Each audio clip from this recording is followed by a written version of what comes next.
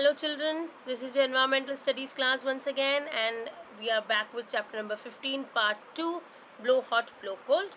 Moving on, in the last part I told you about how you cool things with the same breath and how you warm things with the same breath. Now this is breath, and the process you take in and out is known as breathing. So breathing is an activity that we do throughout our lives. We start breathing right from the moment we are born and continue doing so till we die. It is a process that continues automatically.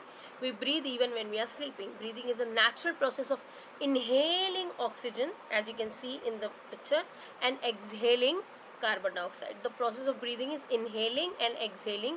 Breathing is the foundation of life. If you will not breathe, you will not live. So breathing is done while you are sleeping also. It is a mandatory process to sustain through the life, but it is a natural, it happens naturally. We breathe naturally. Now when we breathe in, our lungs expand and take in oxygen into the body, which is very important for our body to survive. We take oxygen, and exhale is the process. When we breathe out, the lungs contract and remove carbon dioxide from our body. So we inhale oxygen, which is essential for us to live, and then exhale carbon dioxide, give out carbon dioxide through the same nose when we exhale. The air we breathe in contains oxygen, which we need to live. The body produces waste materials such as carbon dioxide and water vapor. The wastes are thrown out from the body through the air we breathe out. Air that enters our body through our nose passes through the windpipe and finally reaches our lungs, located inside our chest, as you can see in the picture. Inside the lungs, the blood takes in the oxygen and gives out carbon dioxide and water vapor. So this is a whole process of breathing done by windpipe, nose and lungs. Okay. Now as you can see here clearly, when lungs are empty, what happens when you inhale? They expand, and lungs are full now. Now they will exhale. As you can see, exhaling. Yes, now air is going out. So same process again. Empty lungs, inhale, your lungs expand with that, and when lungs are full, the capacity full, you start exhaling the carbon dioxide and lungs comes to the same size as they were before. Now this table shows the breathing rate per minute of every person. We have a number of breaths we can take in a minute. So newborn baby takes 35 to 40 minutes. They breathe very fast. Infant, a little elder to newborn, is 30 to 50 times.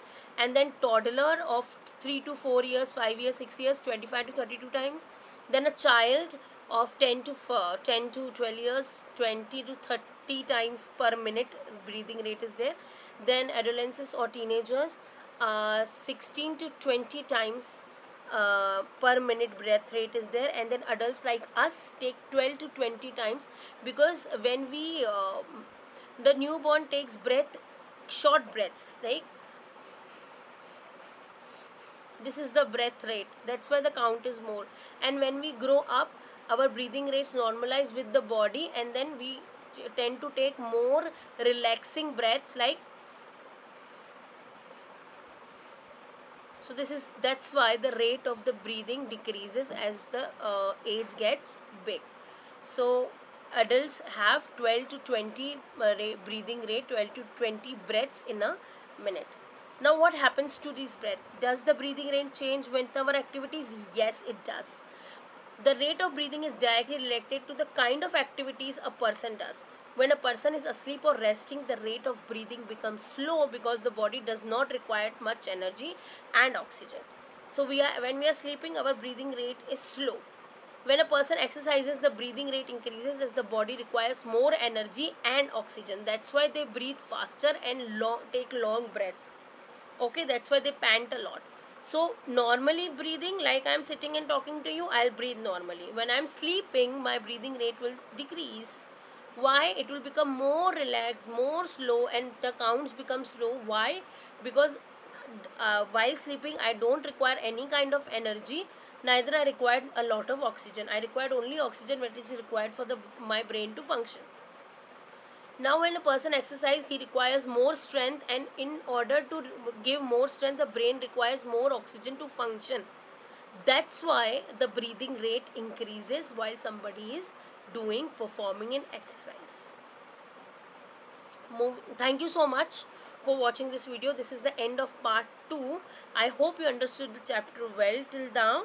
Do read this chapter from your book and let me know if you have any doubts. Till then, please take care and be safe.